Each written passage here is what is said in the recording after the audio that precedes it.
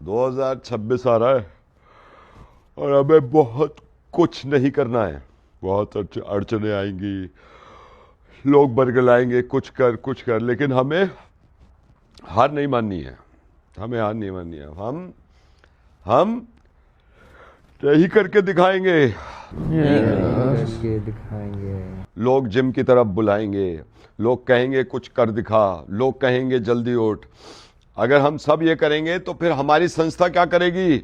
इसलिए हम नहीं करके दिखाएंगे। जिन लोगों के पास बाप के टुकड़े होते हैं, उनको पलने की आदत होती है, हम पलेंगे। हमारा 2025 नाकामयाबी के साथ गुजरा है, 2026 भी हम नाकामयाबी के साथ गुजारेंगे, क्योंकि हम नहीं करके दिखाएंगे। से बताना चाहता हूं, हमारे ही साथ का प्रभाकर जो हमारे साथ था, मुझे तरस आता है उसे देख के।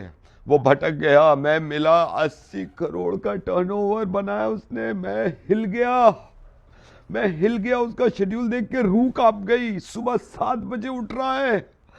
शुक्र करो आप ऊपर वाले का कि हम नहीं करके दिखा रहे हैं। सर, हाँ। अगर गलती से मैंने मेहनत करके तरक्की कर ली तो उसका पश्चाताप क्या होगा?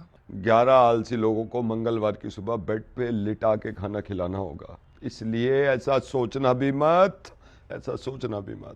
और सबसे बड़ी बात हमारी संस्था की, हम क्यों करें?